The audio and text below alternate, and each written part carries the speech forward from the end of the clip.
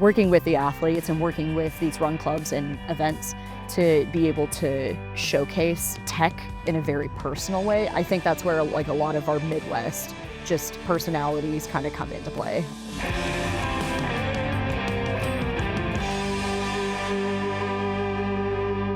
I did a podcast with Second Nature on brand versus performance marketing and talked for 45 minutes about the two approaches to marketing. So brand marketing, actually, do you want to explain brand marketing to the listeners for those who don't know? Put you on the spot here. Sure. Brand marketing, I mean, for us, it's working with those athletes and with those communities and putting Garmin in a very, I hate using the word organic because I feel like it is so. Yeah, but that's brand marketing. It is, yeah, it is what it is. We put athletes out there and give them product and support them for in-person activation. So it's really in a very natural way getting the community to connect with the brand. And how would you define performance marketing? Performance marketing is going to be based on where you've got, I would say, like for some brands, you have bonus structures in place based on performance on the track or road or whatever it is, which there's a time and a place for both. And for us, when I started in my role, we had maybe 3 or 4 sponsored runners, and now we've got over 25. And it's really grown in how we work with the athletes on those varying spectrums. Sure. So I'd take performance marketing one step further and say it's more of like the paid component. So certainly, coupon codes and paid social and whatnot. Yeah. And so I also had Allison Lynch, who worked at Khoros, on this podcast in the initial trio of episodes. And we talked a lot about Khoros' approach to marketing and partnerships and whatnot. And it was their approach is with their ambassadors and sponsored athletes is here's a coupon code, use it, get a free accessory with purchase kind of a thing versus the more organic storytelling. And it's not to say one is better or worse than the other. It's to say that like different brands approach marketing in different ways. So for the next few minutes, definitely want to dive more onto the brand marketing side and talk more about how and why Garmin chooses that lane versus the performance marketing angle. So I guess you've been there on that sponsorship side since the beginning of that program, you know, going from 3-ish athletes to 20 plus. Why do you think the brand has chosen such a quote unquote organic approach versus post this many times, use coupon code XYZ and evaluating performance based on the success of conversion versus more storytelling? Definitely. I've always known Garmin, and it's part of just how things operate. It's not just from marketing standpoint. It is largely from a marketing standpoint. Like first and foremost, Garmin is an engineering company before anything else. We really prioritize making good product. And you release a lot of products, 80 a year. Seriously, like this year alone, like in our fitness line, we've had almost a dozen new products that we've come out with, or like half a dozen. Maybe. It's been crazy already, and it's mid-June. Right. And we have our 5 different segments that we work with. So we have so many products in different spaces that a lot of just how Garmin's products have gotten out there has been word of mouth. I mean, you and I are at the point now where we remember our parents having the Nuvi or like the navigation system in the car. I had it too. It was like hand down to me. Yeah, and it was like the best thing in the world because the alternative was MapQuest. And so you have this like, you flip the antenna out, you put it on the dashboard, and all of a sudden you know where to go. And if you miss a turn, you're not screwed. They're there to tell you. And so, I mean, that like those are memories that we have. Right. And as far as just with the rest of the product line and how we've approached marketing, again, priority within the company is engineering and making good product. Garmin has a way of getting its own word out there without us needing to invest a heap into doing marketing. So on the awareness side. Yeah, on the awareness side. However, you were telling me about this a few weeks ago that like the Gen Z. Oh, because they didn't have that experience with the Garmin GPS. At least that's what I interpreted or how I imagine it is like Gen Z and younger, they don't have those memories of Garmin. Like we know of Garmin because of that. Right. Like at least that was my first memory of Garmin. And on boats and things like that. Marine is our second biggest segment. It's insane. What's first? Aviation. Yeah.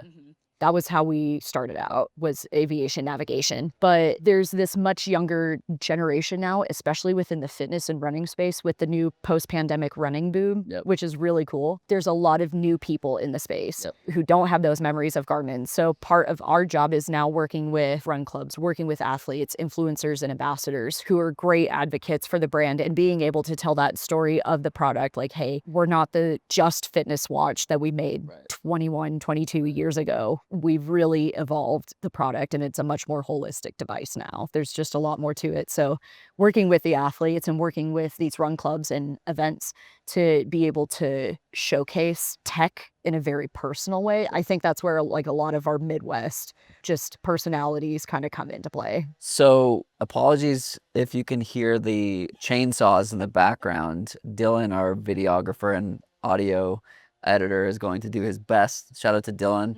We might need to tap Brian back in for this one as well to do some post-production, but the meter is showing that we're good and we're getting the audio. So hopefully it's not too much of an issue. But for those listening at home, I do apologize. So it goes in the Mountain West that Gotta do it's some quiet work. and we're doing defensible space protection. So we don't want Tahoe to burn down. So that's what's happening over there. Okay, so back to Garmin. So on the brand marketing side again, okay, so how did that program go from 3 athletes to 20 plus, and what are you looking to achieve in those partnerships? Yeah. And how do they support the brand? Yeah. So we have a sponsorship team and that was in place beforehand. It was From an event standpoint? from an event standpoint, and those few athletes that we had signed were by some former team members or current team members. But we didn't really do much with that aside from, hey, we're sponsoring this event, we'll come out and sell product. But we really started to amplify it even more when myself and my team member came into the group, where we really wanted to emphasize, hey, we've got some incredible products, and especially with events coming back in person, we wanted to be able to create a roster that was impressive. So it was built to support the event side of things? It was more so starting with events, and then when we came in, we wanted to be able to work with more athletes. My personal pitch was, hey, we've got this product line called 4 Runners. Why don't we have more runners who we're working with?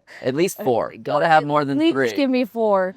But the growth didn't happen like that overnight. We added in a few other people to do like a short-term kind of campaign where it was our first time trying out like influencer marketing, but we worked with pro athletes on that. What did that look like? How did you communicate to them what you wanted? So actually, funny enough, Dylan Bowman was our first trail runner, and he was one who we brought on in that. Dylan is mentioned in like every episode of this podcast. So Dylan's a check legend. the box. Dylan's a Dylan, legend. your check is in the mail.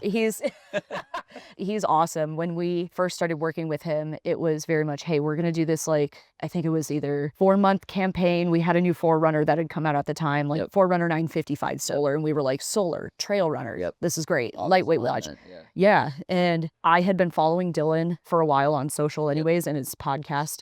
And we had road runners. So Dylan was like our first trail runner. And there was such success with working with him and seeing how the product and branding kind of took in that space in trail running where we didn't have a large footprint. You say success, what did that mean? We had social deliverables that we were asking for, and we also wanted to have customer feedback from him on what people were saying. So we didn't have any discount. We didn't provide discount codes or like athlete codes for him to put out on his social. So we did have a few different social deliverables. And this is also within our contracts of how we include things. I'm never giving anybody a script of how to to the product. Yeah. Cause I mean, Dylan is a completely different person than I'll pick on Corey McGee. She's one of our longest runners that we have. Quite differently. Very, very different. And their personalities are so different and their social followings are very different. Their battery needs are different. Their battery needs are different, but I could give them the same product and they're each going to have completely different things to say about it of what they utilize and what's most important. And their audiences are different. Absolutely. So I wanted to at least give them tools to feel like they're successful when speaking to the product. And I feel like my background in product support has helped with that, like learning these products in and out and being able to say like, hey, maybe you didn't know that this feature existed on your product. And that's kind of what it's developed into is the people who we're working with now and what it's turned into is successes. People are telling their own stories of how they worked with the product, and it's not all fitness based. It can be recovery based. It can be sleep based. It can be doing different sports. Yeah, we've really developed it and grown that roster. So it's been exciting. Cool. So Dylan was also in the trio of the first 3 episodes of this podcast. And I asked him a question that led to one of my favorite answers or one of the favorite calls to action of, 400 podcasts that I've done. I asked him, okay, you've been in the sport for 17 years. What is your ask for brands from a brand partnership standpoint? And his response was communication. He said, brands should be closing the loop of, okay, you asked me to do something. Now tell me the result of that thing that I did, so that you can build a successful partnership together and evolve and iterate that partnership. He's still working with Garmin. It sounds like his partnership with Garmin is successful. I'm guessing there's some aspect of communication and closing that feedback loop with him. Why do you think brands aren't doing that? Sometimes if it's not working out, like tough conversations are tough conversations, and not everybody wants to do that, which I mean is fair. But his point was, like, if you provide that feedback loop, then nothing is a surprise. That's my big thing. Nothing's a surprise. And that's where the close communication, I mean, I don't want conversations to just be via email on how we communicate things. Like, I'm communicating pretty frequently with everybody on the roster of, you know, giving them, again, the tools that they need, but also In person too, like you're in here. person, being here, being able to do stuff like this. And as far as the, like, what we kind of, one of the things that we track or ways that we consider success is sharing the product on social media. I'm not super strict with, honestly, with what our contracts say. Like, we've got a, like, whatever quote of number in there of social posts, but I'm less concerned about, like, I'm not checking everybody's social media. Like, did you make your post this month? I'm not super worried about that. What I do care about is making sure that they do know, like, hey, we are working with you guys as extensions of our marketing department to be able to share the product and everything. And that's kind of how I look at it. So they're producing content that then is repurposed on the brand side. We reuse it on the brand side. They post it on theirs. We'll reshare it on ours. We've been able to do some things in person with a few athletes where we've been able to get photos in different photo shoots and video shoots where we're able to share those on our channels too. So I want to make sure it's a shared partnership. That's what I think is important, is that it's shared.